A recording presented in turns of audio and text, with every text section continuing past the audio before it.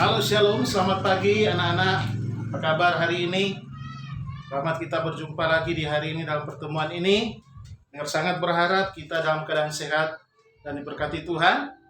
Baiklah anak-anak, semuanya pasti siap untuk belajar hari ini. Namun sebelumnya, mari kita berdoa untuk kegiatan pembelajaran kita di hari ini. Mari kita berdoa. Tuhan Yesus, Engkau sungguh baik, teramat baik dalam hidup kami. Kami berterima kasih kalau sampai saat ini kami dalam pemeliharaan Tuhan. Di hari ini kami akan belajar secara bersama. Tuhan tolong kami, taruh hati seorang murid bagi kami, agar kami boleh belajar seturut dengan kehendak Tuhan, dan sehingga itu dapat berfaedah, bermanfaat, berguna bagi kami ke depan. Berkati kami, berkati hamba-Mu, berkati kami sekalian. Di dalam nama Tuhan Yesus kami berdoa, menyerahkan akan pembelajaran di hari ini. Haleluya. Amin. Baiklah adik-adik, apa kabar semuanya? Pasti sehat ya. Nah, semua pasti hadir? Oh iya, ada 2 orang yang tidak hadir. Oh berarti hanya 25 orang. Kenapa? Sakit. Oh, kita sama-sama doakan Tony yang dalam keadaan sakit, supaya di waktu-waktu yang akan datang dia akan bersama-sama dengan kita, dan sama-sama kita akan belajar. Nah, siapa lagi? Oh, Esra tidak ada kabar. Ya, tolong disampaikan nantinya. Kalau sudah nantinya 3 kali alfa tanpa pemberitahuan, maka saya sebagai guru agama, saya akan beri surat panggilan pada orang tua karena tidak hadir tanpa alasan atau tanpa keterangan. Oke. Nah, saat ini adik-adik, sebelum kita masuk pada materi hari ini, mari kita membaca satu ayat Alkitab sebagai ayat acuan kita di hari ini. Kita membaca Alkitab terdapat dalam Yohanes pasal yang ketiga ayat yang ke-16. Yohanes pasal yang ketiga ayat yang ke-16. Saya kira ini sudah menjadi ayat hafalan buat kita sekalian.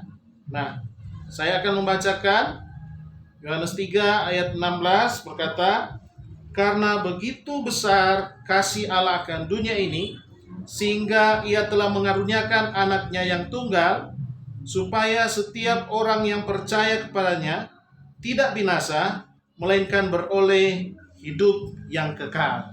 Nah, masih ingatkah dengan pembelajaran waktu minggu kemarin? Pembelajaran minggu kemarin masih ingat? Ada yang masih ingat? Oh, sangat baik, benar sekali. Tentang pengertian kesed menurut tradisi Yahudi. Ya, sangat baik. Masih bisa menceritakan kembali apa kira-kira? Oh iya, ya, baik sekali. Nah, jadi bahwa ternyata kasih itu sangat bermanfaat dalam hidup kita, oleh karena kasih yang luar biasa itu dalam hidup kita. Nah, hari ini di mana kita akan mempelajari satu topik sebagaimana yang nantinya kita akan pelajari bersama. Namun sebelumnya, kalau kita perhatikan, kita akan belajar nantinya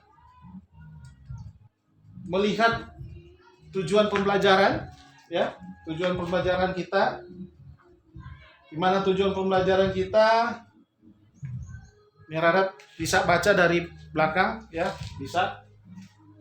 Jadi melalui kegiatan pembelajaran menggunakan model discovery learning yang dipadukan dengan pendekatan saintifik yang menuntun peserta didik untuk mengamati, membaca permasalahan, menuliskan, penyelesaian dan mempresentasikan hasilnya di depan kelas.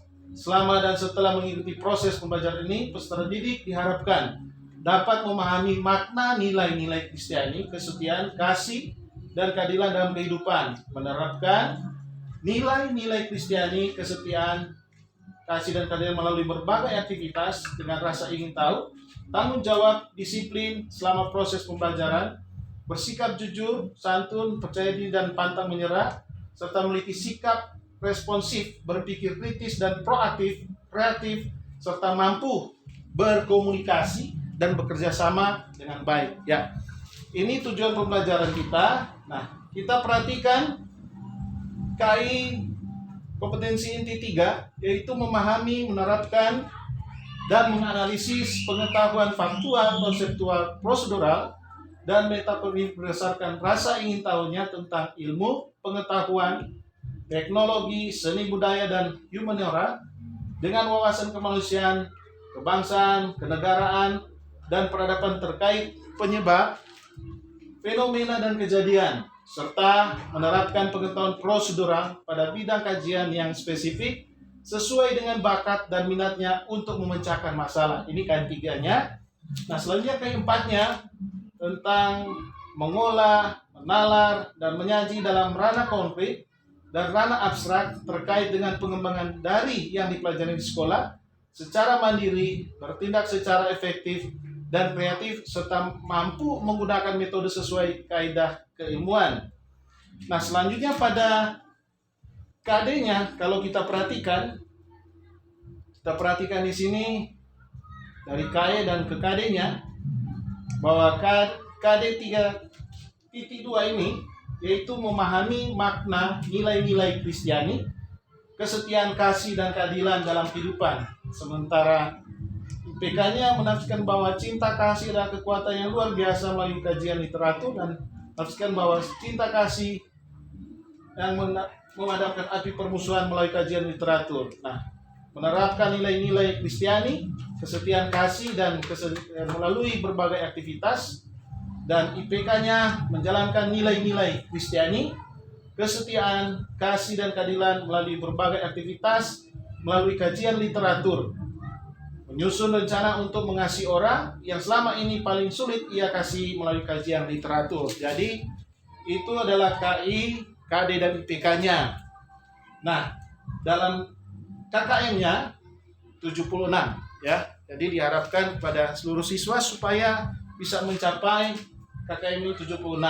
Jadi nanti lewat gimana kita belajar dan di dalam penilaian, baik itu penilaian secara spiritual, penilaian secara sosial, kognitif, pengetahuan, dan keterampilan. Nah, baiklah, saat ini adik-adik, sebelum kita masuk pada pembahasan, mari silakan adik-adik menyaksikan video yang nantinya Nel tayangkan, dan mohon kepada adik-adik supaya dapat menyimaknya dengan secara saksama dan memperhatikan akan video yang ditayangkan.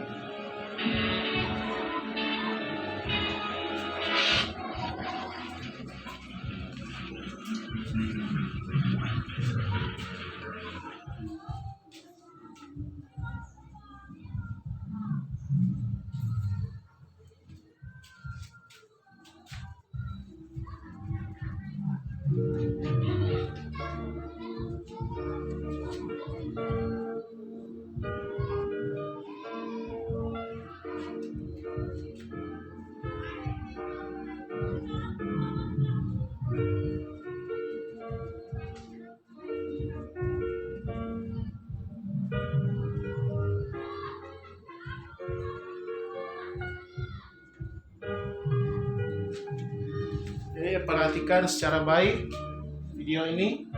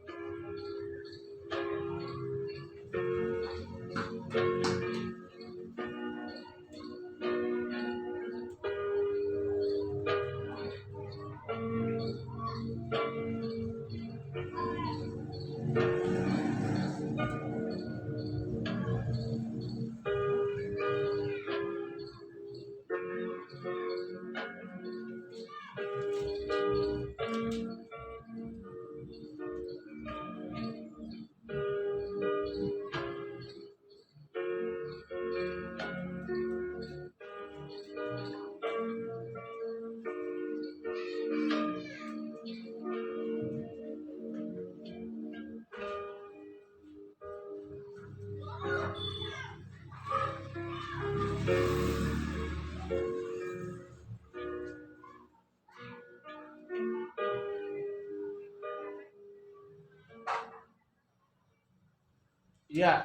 demikianlah tayangan video. Nah, sekarang Bapak mau tanya, dari kira-kira apa yang Anda amati dari tayangan ini, apa yang Anda dapat? Dari tayangan video ini, apa yang Anda dapat? Ya, baik sekali. Tentang kasih seorang ayah. Bagus sekali. Coba yang lain lagi. Yang lain lagi. Oh, silakan Rini.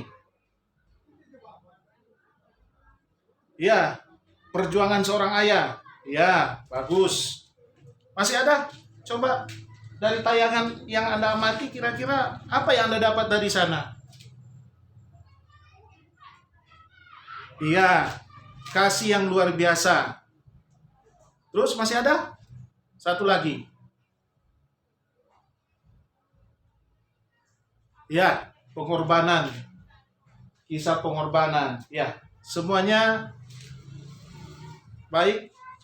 Semuanya bisa menyaksikan bahkan menyimak dengan secara baik tentang video yang boleh dibagikan yang dilihat sekarang ini. Nah, jadi hari ini kita akan melihat bahwa dari apa yang Anda amati, bahwa ternyata pengorbanan, kasih, bahkan kesetiaan seorang ayah terhadap anak yang sudah disampaikan, ternyata kasih itu adalah hal yang luar biasa. Kasih itu adalah hal yang luar biasa. Bolehkah Anda menceritakan pengalaman Anda tentang kasih? Boleh? Iya, seorang opa yang sangat perhatikan cucunya. Ya, oke. Nah, sekarang kita akan lihat tentang kasih adalah kekuatan yang luar biasa. Kasih adalah kekuatan yang luar biasa. Nah,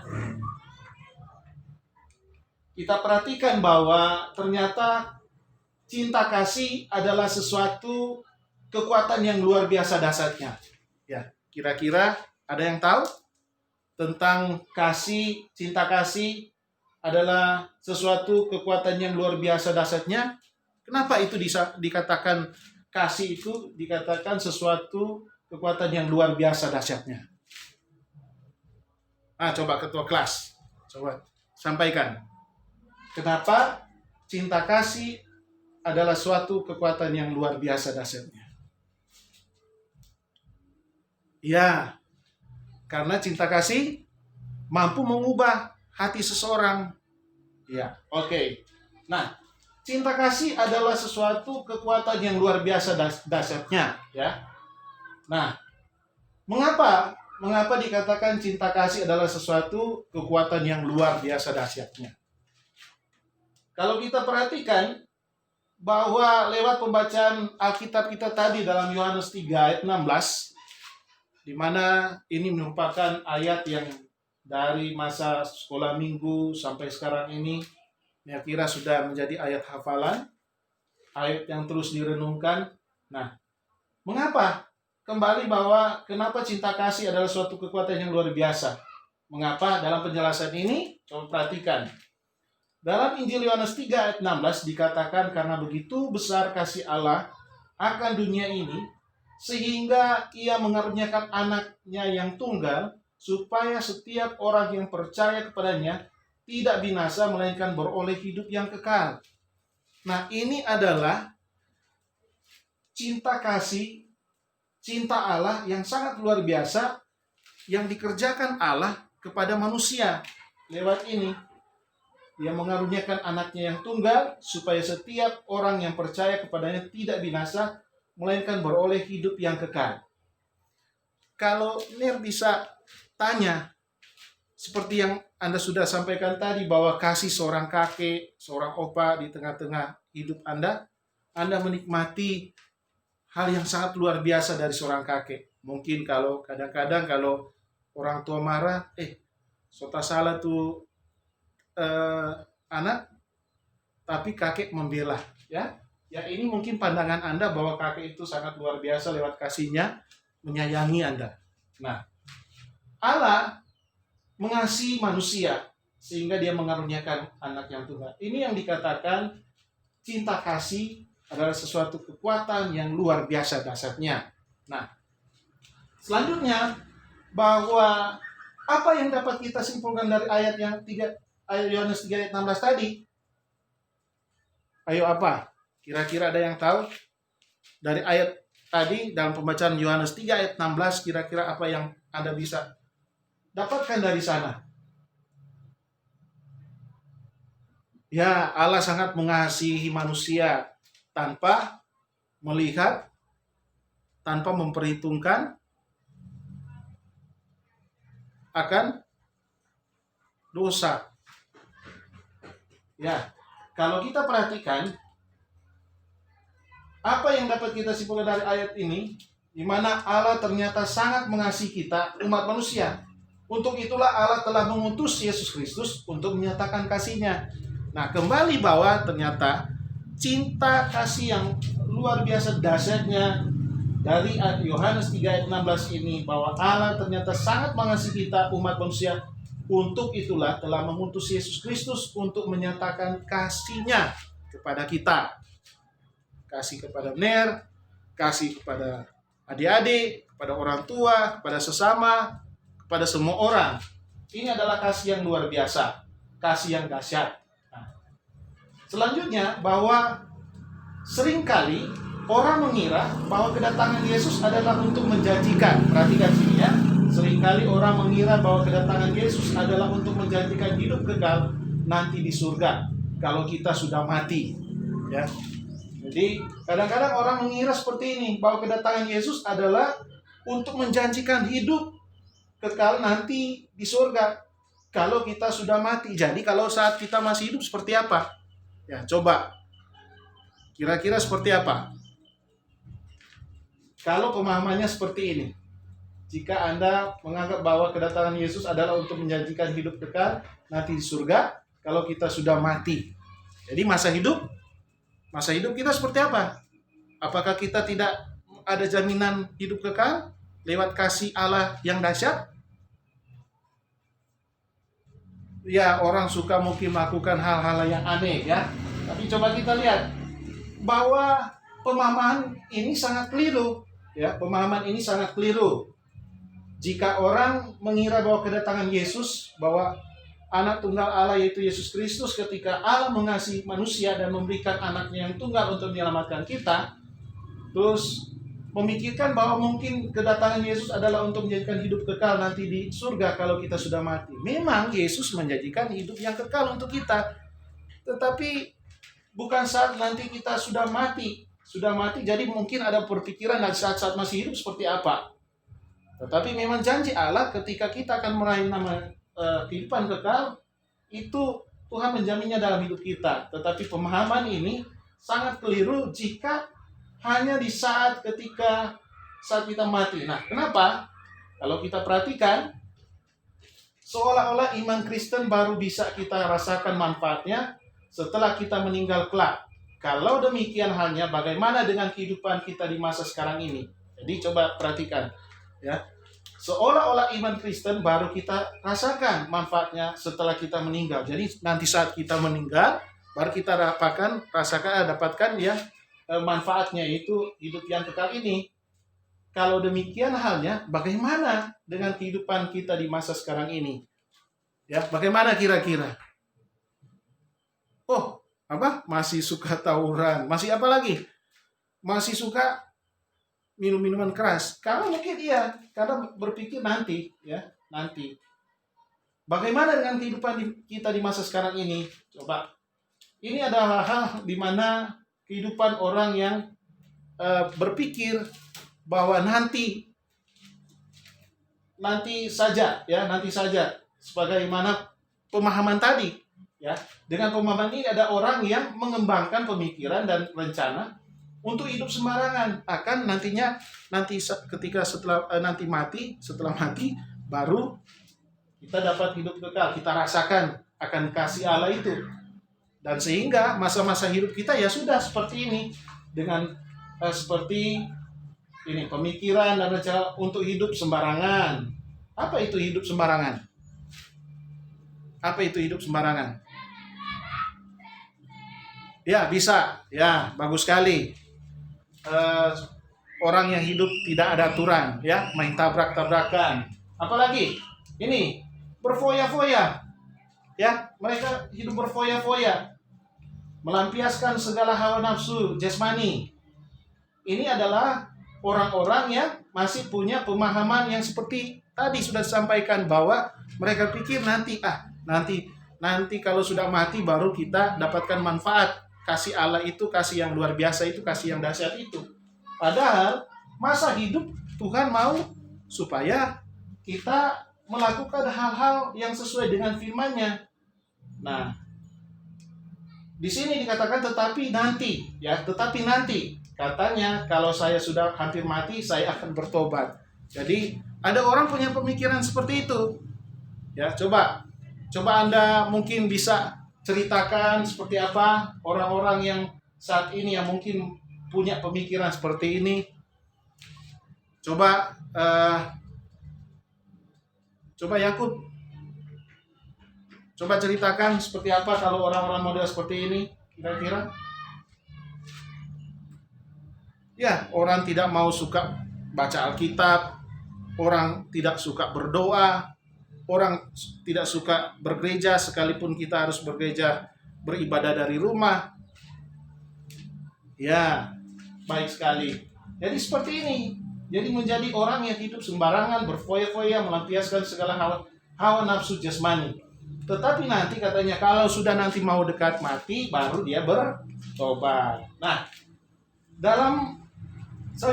inilah pemikiran yang sangat keliru, yang didasarkan pada pemahaman bahwa yang penting nanti bagaimana caranya bisa masuk surga. Sudah, ya, nanti yang penting di saat mau dekat-dekat mati baru kita bertobat. Jadi ada cara-caranya mau surga seperti apa. Sudahlah, nanti dekat-dekat mau mati baru berbuat baik, ya. Istilah orang dibilang kalau sudah pasang oksigen baru bilang Tuhan ampuni saya. Ya, sudah detik-detik penghabisan. Mana bisa lagi itu, ya. Tetapi kalau orang mau betul-betul menyadari bahwa kasih Allah yang luar biasa, yang dahsyat di dalam hidupnya, dia harus dapat memanfaatkan dalam keadaan hidup, dalam perjalanan hidup sehari-hari. Nah, bukan bagaimana cara hidup dengan baik dan berkualitas di masa sekarang, ya. Tetapi apa? Di sini hidup yang baik dan berkualitas itu hanya dapat terjadi karena apa kira-kira? Ya, hidup yang baik dan berkualitas itu hanya dapat terjadi karena apa? Karena apabila kita melandaskannya pada kasih Allah di masa hidup kita di dunia sekarang ini. Jadi kembali kita melandaskan segala hidup kita kepada kasih Allah. Bukan karena ketika kita berbuat baik saat-saat kalau kita mulai sudah mau dekat-dekat mati, ya.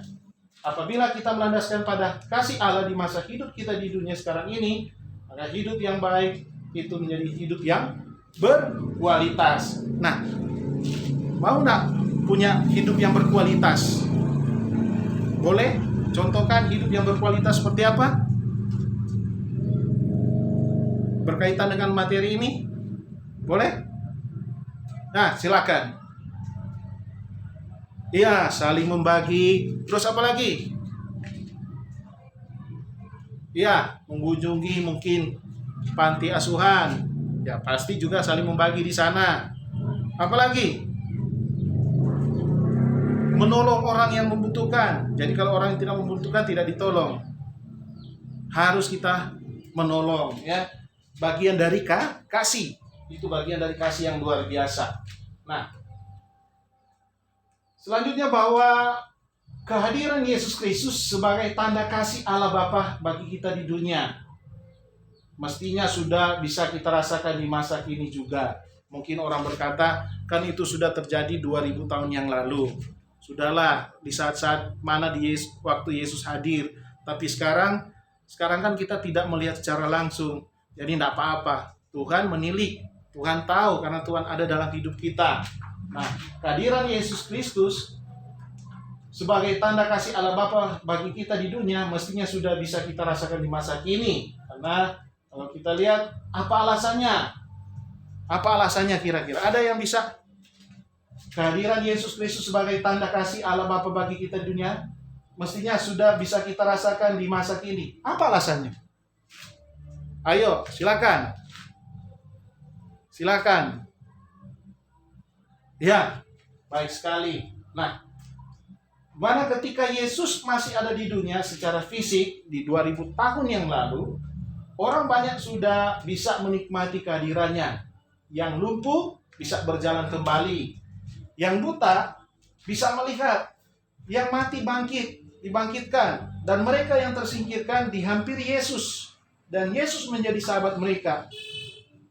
Orang-orang yang dijumpai dan disapa oleh Yesus mengalami perubahan yang dahsyat. Nah, waktu saat ketika Yesus hadir, secara fisik, ada yang buta itu melihat, yang lumpuh itu berjalan, ya. Terus, di mana saat ketika orang mengalami kesusahan yang begitu berat, Yesus menghampiri, dan di mana orang-orang ini dijumpai dan disapa oleh Yesus itu mengalami perubahan yang dahsyat. Apakah di saat ini kita tidak rasakan? Coba ceritakan jika saat ini kita tidak rasakan. Coba. Esther, coba ceritakan. Ya, sekalipun dalam masa pandemi COVID-19 sekarang, tetapi kekuatan kesehatan itu bagian dari pemberian Allah yang merupakan kasih yang luar biasa. Baik sekali. Nah, kalau kita perhatikan bahwa dalam setiap langkah hidup kita, pertolongan Tuhan tetap dinyatakan. Nah, seperti apakah keadaan orang pada itu? Orang-orang yang telah mengalami kesembuhan dan orang yang menghampiri Yesus tadi dikatakan mereka mengalami perubahan yang luar biasa. Ya, mereka mengalami perubahan yang luar biasa. Nah, hidup mereka diliputi oleh sukacita dan pengharapan baru. Mereka menyadari bahwa hidup mereka bermakna karena Yesus. Nah, ini yang terjadi. Ini yang terjadi. Hidup mereka diliputi oleh sukacita dan pengharapan baru. Mereka menyadari bahwa hidup mereka bermakna karena Yesus.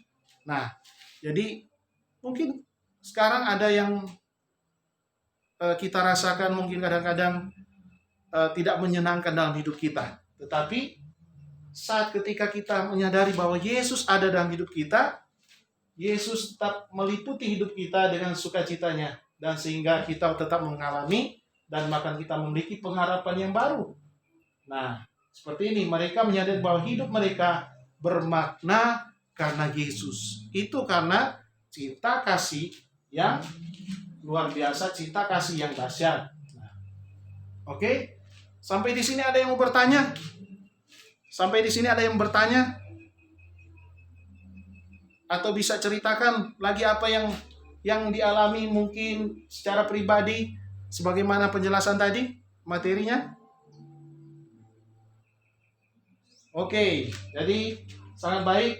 Nah, sekarang Mer akan membentuk 4 kelompok. Silakan Anda membentuk 4 kelompok dan sebagaimana kelompok yang sudah ditentukan, di mana Anda mencari bahkan mengumpulkan data informasi yang dapat digunakan untuk menemukan solusi pemecahan masalah tentang cinta kasih kekuatan yang luar biasa, ya. Cinta kasih kekuatan yang luar biasa. Dan silakan Anda mendapatkan atau informasi dapat diperoleh dari internet, ya, atau berbagai sumber lainnya. Jadi silakan Anda mengerjakannya sebagaimana LKPD yang sudah dibagikan. Ya, jadi mengerjakan sesuai dengan LKPD yang sudah dibagikan dalam kelompok, silakan Anda kerjakan dan silakan kelompok demi kelompok mengerjakan secara aktif semua, ya, oke. Setiap kelompok pasti punya ketua-ketua kelompok dan sekretaris. Coba menuntun para teman-teman untuk sekiranya dapat mengerjakan apa yang sudah dibagikan lewat pembahasan ini. Jadi kembali bahwa silakan Anda juga membuka internet, ya, layanan internet untuk Anda akan cari sesuai dengan apa yang sudah dikasih. cinta kasih, kekuatan yang luar biasa. Oke, silakan kelompok 1, kelompok 2, kelompok 3, dan kelompok 4 kerjakan. Nah, baik sekali. Kelompok 1, kelompok 2, kelompok 3, kelompok 4 ya, aktif ya, semua kerjasama, harus kerjasama ya. Ya, silakan kerjakan. Jangan yang lain tidak mengerjakannya. Gimana kelompok 1? Belum? Kelompok 2? Kelompok 3? Kelompok 4? Oke. Sudah ada kelompok 1 yang siap. Jadi sekarang kita silakan Anda mempresentasikan hasil diskusi. Ya, kelompok 1 silakan membawakan hasil diskusinya sesuai dengan apa yang dikerjakan. Silakan dikerjakan. Jadi silakan kelompok 1 mempresentasikan, dan kelompok 2, kelompok 3, dan kelompok 4 coba nantinya mengamati dengan baik apa yang mereka sampaikan, dan silakan Anda memberikan tanggapan Anda. Oke, kelompok 1 sudah. Sekarang kelompok 2. Silakan kelompok 2.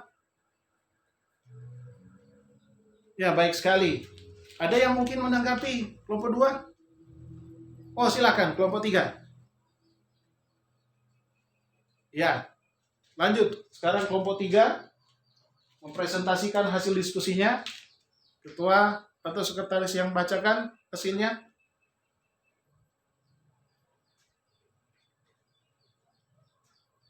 Ya, silakan kelompok 1, kelompok 2, dan kelompok 4 menanggapi kelompok 3. Lanjut. Kelompok 3 menjawab pertanyaan dari kelompok 1 tadi. Ya, sangat baik. Terakhir kelompok 4. Kelompok 4. Ya, bacakan. Oke, silakan kelompok 1, 2, dan 3 menanggapi. Jadi sangat baik. Oke. Jadi semua bekerja dengan baik, setiap kelompok sudah mengerjakannya dengan baik, dan nantinya hasilnya akan dikumpulkan, nanti benar akan kumpul sebentar. Nah, sekarang kita akan masuk pada kesimpulan. Silakan setiap peserta didik supaya dapat memberikan kesimpulan tentang apa yang sudah dibuat atau tentang materi yang sudah diberikan tadi. Silakan beri kesimpulan.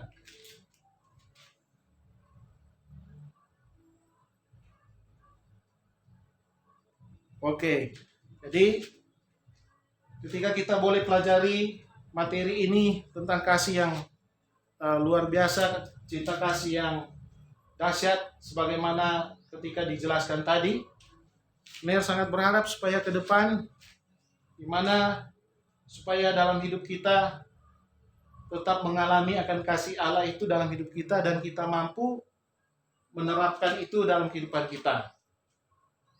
Oke, nanti silakan mengumpulkan hasilnya dan diletakkan di meja. Sekarang kita masuk pada bagian terakhir di mana nantinya Anda ada penugasan, dan nantinya juga sebagaimana penilaian yang diberikan supaya dari hasil yang Anda peroleh itu bisa mencapai KKM. Oke, jadi nanti kita akan bertemu minggu depan, dan saat ini kita akan menutup akan kelas kita hari ini, dan mari kita berdoa untuk menutup kelas kita, namun tetap diingatkan supaya mempersiapkan diri untuk pembelajaran berikutnya, dan nanti ada pengecekan terhadap tugas yang nantinya Anda kerjakan, nanti itu akan diberikan nilai. Oke, mari kita berdoa untuk tutup kelas kita hari ini. Tuhan Yesus, terima kasih hari ini kami boleh menyelesaikan kegiatan pembelajaran. Tuhan Yesus tolong kiranya semua kami diberkati oleh Tuhan dan tetap memampukan kami untuk dapat melaksanakannya dengan segenap hati sebagaimana kasih Allah yang luar biasa dalam hidup kami. Kami berdoa bersyukur menutup akan kelas di hari ini. Dalam nama Tuhan Yesus kami berdoa. Haleluya. Amin.